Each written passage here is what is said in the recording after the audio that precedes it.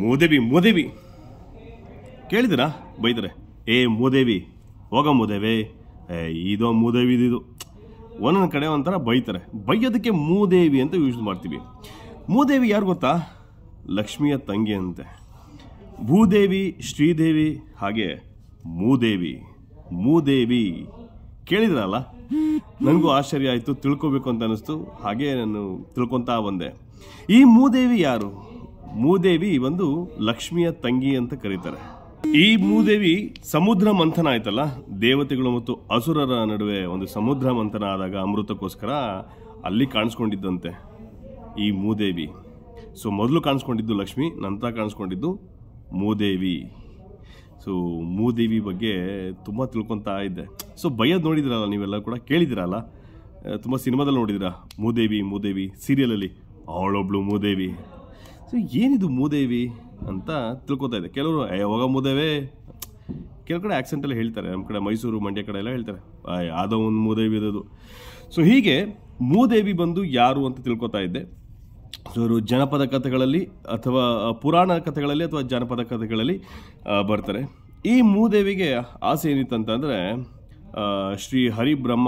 ಶ್ರೀಹರಿ ವಿಷ್ಣು ಹತ್ರ ಹೋಗಿ ನೆಲೆಸಬೇಕು ಅಂತ, ವಿಷ್ಣು ಬಳಿ ನೆಲೆಸಬೇಕು ಅಂತ ಆಸೆ ಇರುತ್ತೆ. ಹೋಗಿ ಕೇಳ್ಕೊತಾರೆ, ನಾನು ನೆಲೆಸಬೇಕು ಅಂತ. ಅವಾಗ ಅವ್ರು ಹೇಳ್ತಾರೆ, ನೀನು ನೆಲೆಸಬೇಕಾದಂತಹ ಜಾಗ ಯಾವುದು? ಕೊಳಕಾಗಿರೋ ಜಾಗ, ಗಲೀಜಾಗಿರೋ ಜಾಗ, ಅಲ್ಲಿ ನೀನು ನೆಲೆಸಬೇಕು ಅಂತ ಹೇಳ್ಬಿಟ್ಟು ಅಲ್ಲಿ ಜಾಗವನ್ನು ಕೊಡ್ತಾರಂತೆ. ಸೊ ನಿಮ್ಮ ಮನೆಯಲ್ಲಿ ಲಕ್ಷ್ಮಿ ಇದ್ದರೆ ದುಡ್ಡು ಬರುತ್ತೆ, ಲಕ್ಷ್ಮಿ ಇದ್ದರೆ ಎಲ್ಲವೂ ಕೂಡ ಬರುತ್ತೆ, ಸಂಪತ್ತು ಬರುತ್ತೆ, ಆಸ್ತಿ ಬರುತ್ತೆ, ಎಲ್ಲವೂ ಬರುತ್ತೆ. ಅದೇ ಮೂದೇವಿ ಇದ್ದರೆ ಗೊತ್ತಾಯ್ತಾ ಅಂದರೆ ದುರದೃಷ್ಟ ಅಂತ. ಮೂದೇವಿ ಅಂದರೆ ಸಿಂಪಲ್ ದುರದೃಷ್ಟ ಅಂತ. ದುರದೃಷ್ಟ ಬೇಕು ಅಂದರೆ ನಿಮ್ಮನೆ ಕೊಳಕಾಗಿಟ್ಕೋಬೇಕು, ಕೊಳಕಾಗಿರೋ ಜಾಗಕ್ಕೆ ಹೋಗಬೇಕು, ಹೀಗೆ. ಸೊ ಕೊಳಕಾಗಿರೋ ಜಾಗದಲ್ಲಿ ನೆಲೆಸಿರೋದು ಇದೇ ಮೂದೇವಿ. ಸೊ ಇದು ವಿಷಯಗಳನ್ನು ತಿಳ್ಕೊಂಡಾಗ ಆಶ್ಚರ್ಯ ಆಯಿತು, ಯಾರು ಈ ಮೂದೇವಿ, ನಾವು ಕೇಳಿಸ್ಕೊಂಡಲ್ಲ ಅಂತ. ಹಾಗೆಯೇ ಈ ಎಲ್ಲ ದೇವ್ರಿಗೂ ಒಂದೊಂದು ದೇವಸ್ಥಾನಗಳಿದೆಯಲ್ಲ, ಈ ಮೂದೇವಿಗೆ ಈಗ ಕೊಟ್ಟಿರೋ ಜಾಗ ಯಾವುದು? ವಿಷ್ಣು ಒಂದು ಕೊಳಕಾಗಿರೋ ಜಾಗದಲ್ಲಿ. ಈ ಮೂದೇವಿಗೆ ಎಲ್ಲಾದ್ರೂ ಜಾಗ ಇದೆಯಾ ಅಥವಾ ದೇವಸ್ಥಾನ ಇದೆಯಾ? ಎಸ್, ಅದು ಒಂದು ತಮಿಳುನಾಡಲ್ಲಿ ಒಂದಷ್ಟು ಕಡೆ ಇದೆ. ಕಾಂಚೀಪುರಂ ಹತ್ರ ಇದೆ. 8ನೇ ಶತಮಾನದಲ್ಲಿ ಪಲ್ಲವರ ರಾಜ ನಂದಿವರ್ಮ ಅನ್ನೋನು ಈ ಮೂದೇವಿನ ಕುಲದೇವತೆಯಾಗಿ ಮಾಡ್ಕೊಂಡಿದ್ದಂತೆ.